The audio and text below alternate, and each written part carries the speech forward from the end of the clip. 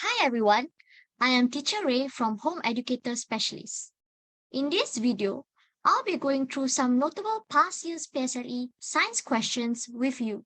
As we go through the questions, I'll also touch on some of the theories from the topic so that we could also do our revision at the same time. So let us begin. So we were given a diagram again. They like to give diagram where they don't label for you. They just say, here is A, B, C, D, E, F, and you have to figure it out yourself. Which part what's the name of which part? The question is asking which of the following shows how food travels to the digestive system before digested food enters the blood. I want to highlight this very important part over here. Before the digested food enters the blood. So let's take a look at each and every part of the digestive system. Okay, let's start off with the first one, mouth. The mouth, has saliva which contains digestive juices that break down food into simpler substances. Once the food is broken down into simpler substances, it will go through the gullet. What is the gullet? It is a tube that is lined with muscles that relax and contract so that the food can be pushed down to the stomach. Also, no digestion takes place in the gullet. We go to the stomach. Now, stomach is where the action happens. It contains digestive juices, which is used to break down the food into simpler substances, and this process takes around 2 to 5 hours. After the food is digested, it goes to the small intestine to be digested even further. Or food that has not been digested will go to a small intestine where it will be digested. It continues to be broken down into simpler substances. And an important piece of information here is that small intestine is where the digestion ends, where digestion completes. There's no more digestion that occurs after the small intestine. And this is also where the food enters the bloodstream.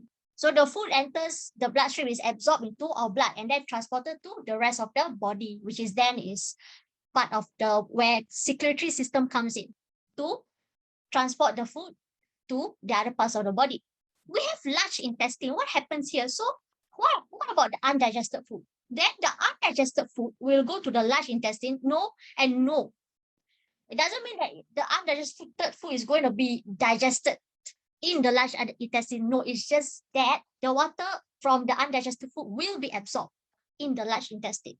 After the water is being absorbed, the undigested food is then passed out from the body through the anus. So now that we know the function of each and every part in the digestive system, that is easy for us to answer this question. We know that small intestine is where the digested food enters the blood. So that means that E is should be the last point where the digested food is. So let's take a look at option 1. Is E the last point? No. Is E the last point for option 2? No. Is E the last point for option 3? Yes. Is E the last point for option 4? No. So E is the last point for option 3.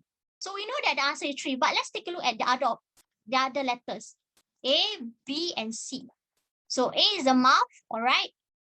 B is the gullet, okay. And C is the stomach, yes. So the food will go from here, pass through all these organs, and then at the small intestine, it is where the food that has been digested will be absorbed to the bloodstream. So the answer for this question is number 3. So to answer this question, it is important to know the function of each and every part in the digestive system. I tell my students, if they get confused, if they're unsure, to label each and every part of the digestive system so they can see clearer and it can help them to understand the question better. So let's go to the next question. It is respiratory system.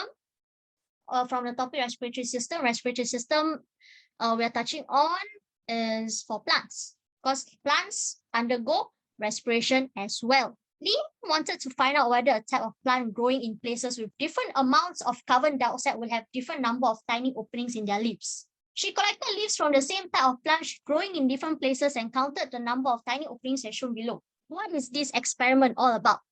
Finding out how the different amounts of carbon dioxide will affect the number of tiny openings in the leaves. Okay, firstly, before we take a look at what this question is asking us, what is these tiny openings? What is it called? It's called the stomata. Where can it be usually found? It's located on the underside of the leaf. So as we can see here from the photo, let's take a look at the function of the stomata. The function of the stomata is that enables the plant to take in and give out air, and it also allows water vapor to leave the plant. So let's go back to the question. The question is asking which of the following variables should Leanne keep constant? And we have four options here. A is the size of the plant, B is the number of tiny openings in the leaf, C is the amount of carbon dioxide in the air, and D is the amount of photosynthesis in each plant. Okay, before we answer this question, let's go back to the experiment and find out what is the aim of the experiment. What is she trying to find out? What is she trying to measure? What is she trying to observe? So I always tell my students, whenever there's experiment questions and you are a bit confused and you don't know what they're looking for, okay, you don't know, you find it hard, difficult to answer the question, find out what is the aim of the experiment. Okay, what is the purpose? Why are they doing this experiment for? It is to find out if the different amounts of carbon dioxide will have different number of tiny openings in the leaves. Basically, now we know what the tiny openings is. We know that if it affects the number of stomata. In an experimental setup, there are three types of variables. To make the experiment a fair one, there should be only one variable that is changed. It cannot be more than one variable, else the experiment will not be a fair test. One change variable. Next is the measure variable, okay, or the variable to be observed could be measured by some measuring tools depending on what experiment is being done. Next is the constant variable.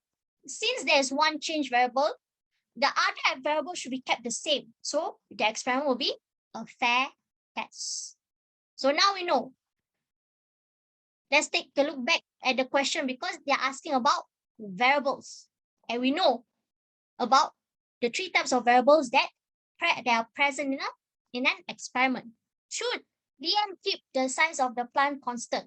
She should keep the size of the plant constant because if she changes the size of the plant, then it will affect the result of the experiment. So the size of the plant should be kept constant. What about the number of tiny openings in a leaf? The number of tiny openings in a leaf should be measured. It is the variable that is measured. So it's the measured variable. Next, the amount of carbon dioxide in the air. The amount of carbon dioxide is the variable that is changed according to the aim of the experiment.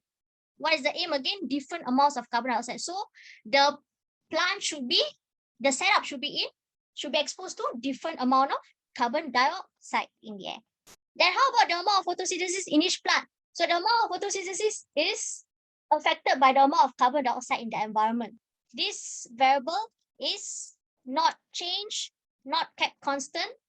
It is depending on the amount of carbon dioxide that is present in the air that the plant is exposed to. What is the answer? The answer is number one, which is only A, which is the size of the plant. It is to be kept constant. We have come to the end of the video. Thank you for joining us today. Do subscribe to our channel and we'll see you in the next one. Bye!